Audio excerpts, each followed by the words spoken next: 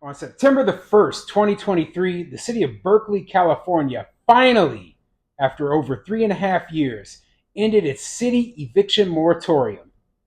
I'm Tony, and this is Real Estate Investing and Landlord News.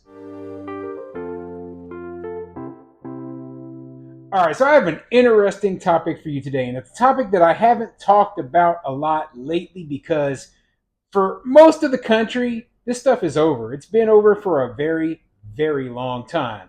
But for a few places in specifically California, guess what? These pandemic related eviction moratoriums were still in place. And Berkeley, California might be the last place that still had these protections going on. Okay, so they just ended on August 31st. It was the last day of their city's eviction moratorium. And all I can say is thank goodness. But you know what? Landlords they're still in a world of pain because they won't be able to recover all of the lost money that they, just had from 3.5 years of this nonsense. Not only that, but they are in a place where they hate landlords. And I mean, the people of Berkeley absolutely hate landlords. They want to destroy you. They want to take your property rights away. They want to make it so that you can never make a profit. And that is, they will come out and tell you this. So my whole belief is that you should go where you're treated the best. You should go where they give you the property rights that you are guaranteed in the United States Constitution and not try to take them away and turn us into some sort of communist Russia or China. Okay, so yeah, this is what they want. This is what they want. They want to put landlords out of business. And then at the same time, they're going to cry about, well, why is there no affordable housing here? Why is everything so expensive here? Well, you created the problem. And, the end of this eviction moratorium, it's only the beginning of even more problems because now they have these good cause or just cause eviction protections in place that still make it extremely difficult for landlords to remove those tenants. And of course, they still have rent control in place and all of the other ridiculous laws that make being a landlord and operating this sort of business darn near impossible there. Now, for those who do operate there, who are small mom and pop landlords in particular, my advice will always be to get on out of there, okay? Find somewhere else. But if you decide to stay, just keep in mind that things are only going to be getting worse, okay? So before I get into the article, go ahead, hit the like and subscribe button. Maybe leave a comment down below. Let me know what you think. Do you think things are going to get better or worse for landlords in a place like Berkeley, California? I mean, think about that for just a moment, okay? Really think about the laws that I've talked about, all of the different things that I've talked about when it comes to anti-landlord legislation and all the videos that I've done. And I keep coming to this same area, down in the Bay Area of California, and it is quite possibly the worst place to invest in real estate as a small mom and pop landlord. I mean, I honestly believe that, okay? Especially if you intend on renting properties out. Maybe if you're just flipping properties or you're a developer, things are different. Or if you are a very large landlord and you're able to work the numbers out in a certain way, maybe things are different. But small mom and pops can get just destroyed, okay? And the appreciation that you're going to get, maybe it'll be worth it in the end, but that's yet to be seen. Anyway, let's get into this article and see what it says. This article is coming from berkeleyside.org, and it says evictions are allowed again in Berkeley after a 3-year ban. Property owners still have to file 3-day eviction notices and notify the Berkeley Rent Board. Yeah, okay, so they say after a 3-year ban, the truth of the matter is it's been 3.5 plus. Okay, it started in March of 2020. It is now September of 2023. So yeah, you do the math. That's over 3.5 years. Anyway, let's get into it. Berkeley's COVID-19 eviction moratorium, which had been in place since March of 2020, ended Friday.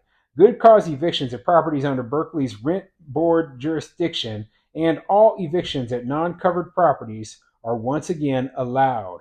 The city was in a transition period between May 1st and August 31st. The only evictions allowed during this time were for owner move-ins, for owners with only one property in the city, health and safety violations, and non payment of rent for reasons not due to COVID 19. And at this point in time, right, any non payment of rent at this point in time is not due to COVID 19. I mean, there is no reason why people should be still struggling due to COVID 19 3.5 years later. Okay. And if they are, then simply put, there's something extremely wrong with that person, okay? Because we are beyond the point of mandatory, stay-at-home orders. We're beyond the point of, these businesses being shut down and forced to lay off their employees. And now we have returned to an almost normal economy with, sky high inflation, but almost normal aside from that, okay? And people should have been able to get back on their feet by this point. And if they have not, then they are most likely scamming the system. So, yeah, landlords should have already been able to remove tenants for non COVID 19 related reasons, okay?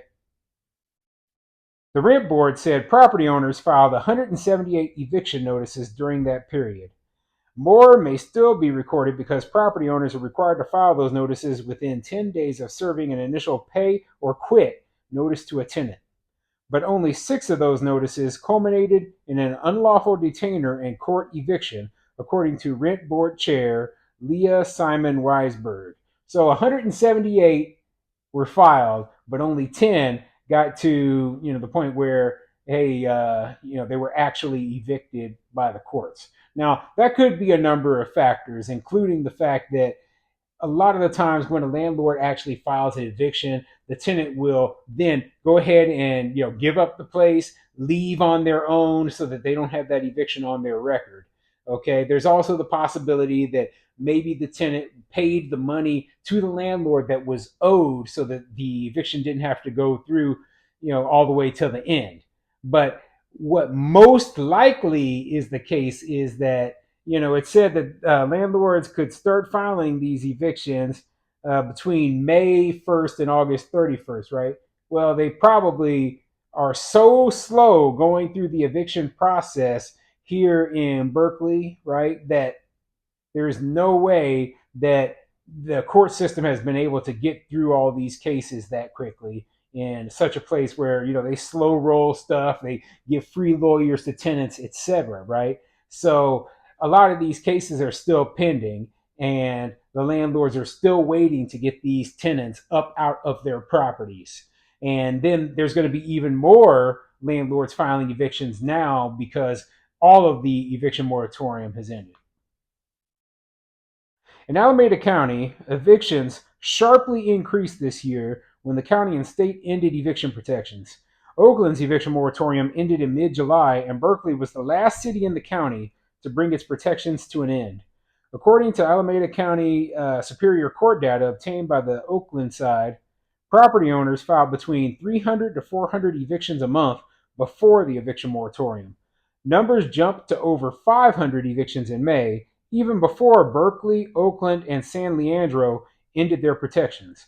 Yeah, so they had more filings in a single month than they did, prior to. But obviously, that was going to happen because the number of evictions filed it built up. Okay, there were landlords just sitting there waiting for these eviction moratoriums to end so that they could file the eviction against these tenants that they need to get rid of.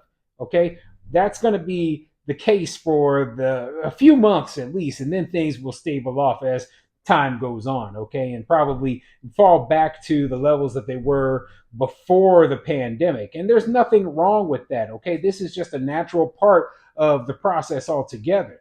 It's not like landlords are doing this out of maliciousness or because they're evil. No, they're not getting paid, okay?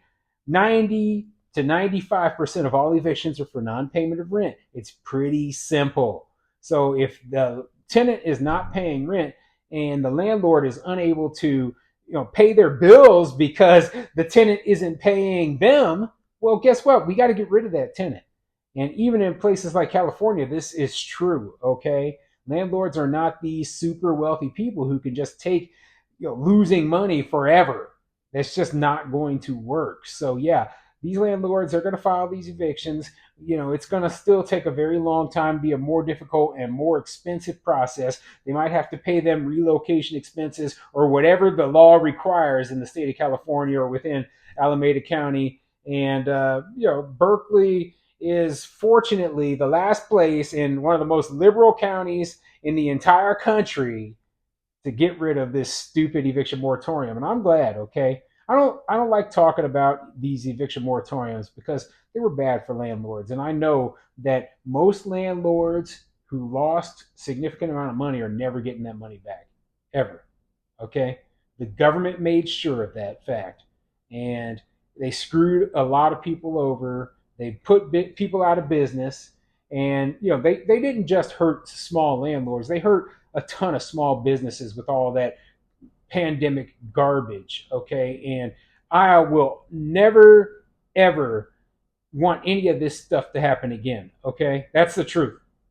I I put these videos out there as a warning. Hey, this is what will happen if we ever try to do any of this again.